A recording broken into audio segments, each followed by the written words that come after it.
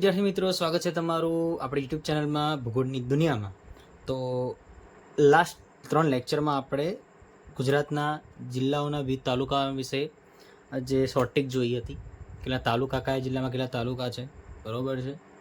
અને હવે આપણે તાલુકાના ટોપિક પર એવા તાલુકા વિશે ડિસ્કસ કરશું, બરાબર. તો સૌપ્રથમ આપણે એવા તાલુકા જોઈશું કે એક જ નામ ધરાવતા તાલુકાઓ કેટલા છે અલગ અલગ જિલ્લાઓમાં. બીજા કે એવા પણ તાલુકાઓ છે કે જેમના નામ અને મુખ્ય મથક બંને અલગ અલગ છે, બરાબર. તો સૌપ્રથમ આપણે એવા તાલુકા જોઈએ કે જે એક જ નામ ધરાવતા તાલુકાઓ અલગ અલગ જિલ્લામાં આવેલા છે. તો સૌથી પહેલાં આપણે જોઈએ કચ્છ જિલ્લાનું માંડવી. કચ્છ જિલ્લો, એનો માંડવી તાલુકો. તો એ આવું નામ ધરાવતા બીજો એક તાલુકો અહીંયા સુરત જિલ્લામાં પણ છે. સુરતમાં પણ માંડવી તાલુકો છે. હવે બીજો ભાવનગર જિલ્લાનો મહુવા તાલુકો. કયો જિલ્લો? ભાવનગર જિલ્લાનો મહુવા તાલુકો.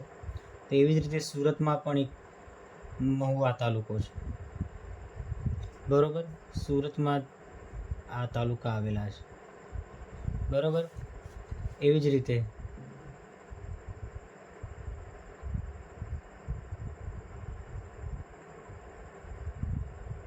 જુનાગઢમાં માંગરોળ તાલુકો આવેલો છે. તો સુરતમાં પણ એક માંગરોળ તાલુકો આવેલો છે. એટલે 3 મ એ સુરતની અંદર જ આવેલા છે. એક જ સરખા નામ ધરાવતા સુરતના એક તાલુકા હોય, બરાબર. તો માંડવી, કચ્છનું માંડવી પણ છે, સુરતમાં પણ માંડવી છે. જુનાગઢમાં માંગરોળ છે, તો સુરતમાં પણ માંગરોળ છે. અને ભાવનગરમાં મહુવા છે, તો સુરતમાં પણ મહુવા છે. તો અલગ અલગ નામ ધરાવતા સુરતના 3 એવા તાલુકા, જે એવા સેમ નામ ધરાવતા અલગ અલગ જિલ્લામાં તાલુકા આવેલા છે, બરોબર છે. પછી કયો તાલુકો? તો મોરબીમાં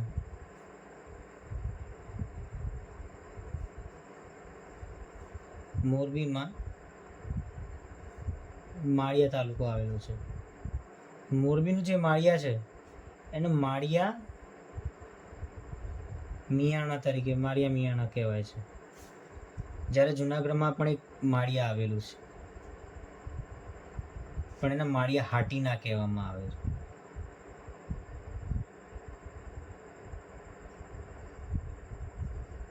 બરોબર.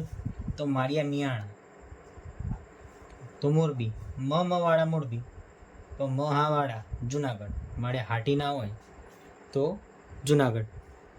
એવી જ રીતે ગીર સોમનાથ જિલ્લામાં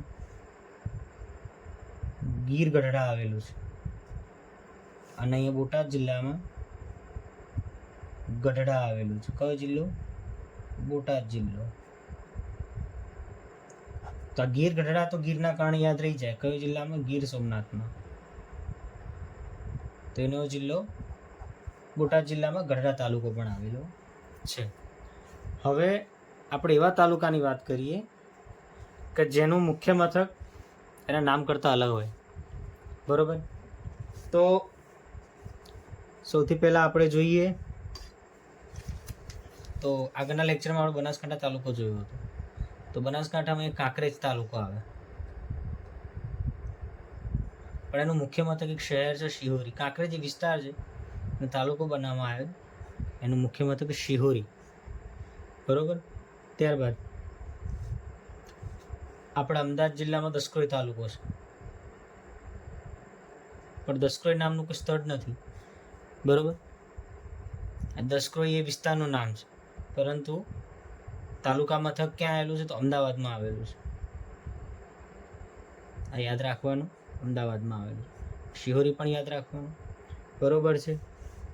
આ બાજુ નર્મદા જિલ્લો નું મુખ્ય મથક રાજપીપળા છે, પણ આ જે તાલુકો છે એ તાલુકાનું નામ નાંદોદ છે. કયો તાલુકો? નાંદોદ તાલુકો, બરોબર છે. એવી જ રીતે દ્વારકા, દેવભૂમિ દ્વારકા જિલ્લાનું દ્વારકા, કયો જિલ્લો? દેવભૂમિ દ્વારકા.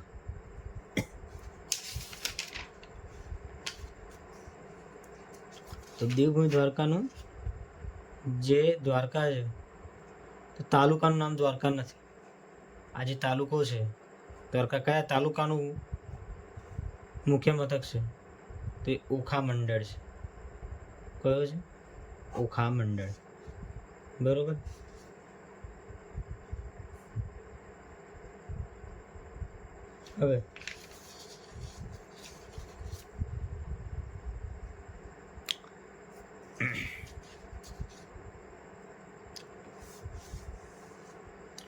હવે કયો તાલુકો? તો 84, સુરતમાં 84 તાલુકો. તો 84 નામની કોઈ જગ્યા નથી, એ ગામનો સમૂહ છે, એનો 84 કહેવાય છે, બરોબર, તાલુકા વિસ્તાર. પરંતુ એનું મુખ્ય મથક પણ સુરત જ છે, બરોબર. કયું છે? સુરત જ છે. આ બાજુ નાંદોદનું મુખ્ય મથક રાજપીપળા છે. તો નકશા આધારે આપણે જોઈએ તો આપણને થોડી સારી રીતે ખબર પડે, બરોબર. આપણે કાંકરેજ જોયું. હવે જોઈએ ઉપર ખાનપુર. કયું? ખાનપુર.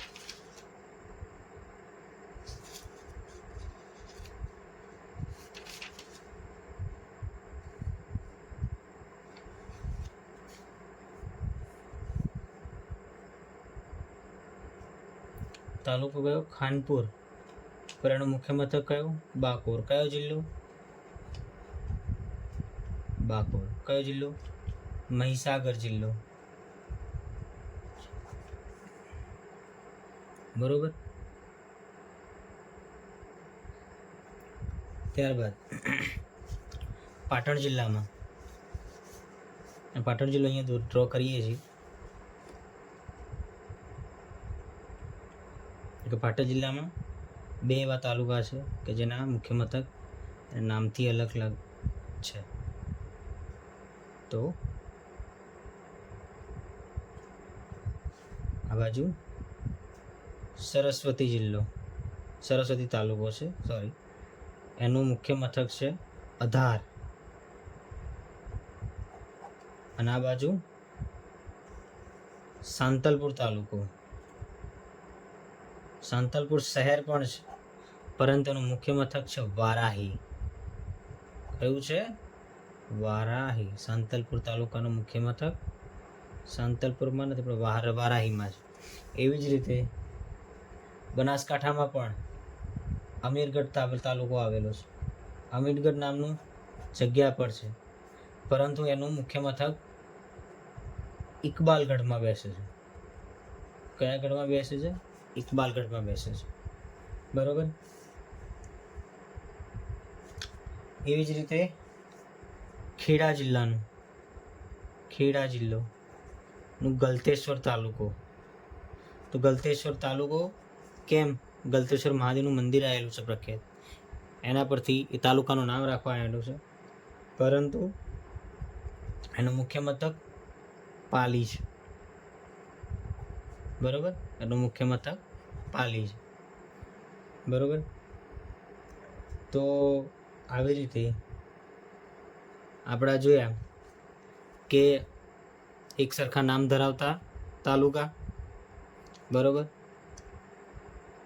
અને આવી રીતે અલગ અલગ મુખ્ય તાલુકાના નામ કરતાં મુખ્ય મથક અલગ પડતા હોય, જેમ કે વિસ્તાર તરીકે આ નામ રાખવામાં આવેલા છે, તો એવા પણ તાલુકાની આપણે વિશે વાત કરી લીધી, બરોબર. તો આટલું રાખીએ. આ માહિતી તમને કામમાં લાગશે પરીક્ષામાં. આ વારે ઘડી પૂછાતા તાલુકા છે, તો યાદ રાખીએ, બરોબર. ઓકે. વિડીયો ગમે હોય તો લાઈક, શેર અને સબસ્ક્રાઈબ કરજો, બરાબર. સપોર્ટ કરતા રહો. આગળ હજી ભૂગોળના પ્રોપર લેક્ચર હજી મૂકવામાં આવશે, તો જોડાયેલા રહેજો ભૂગોળની દુનિયા સાથે, બરાબર. તમારી ચેનલ ભૂગોળની દુનિયામાં. તો થેન્ક યુ સો મચ.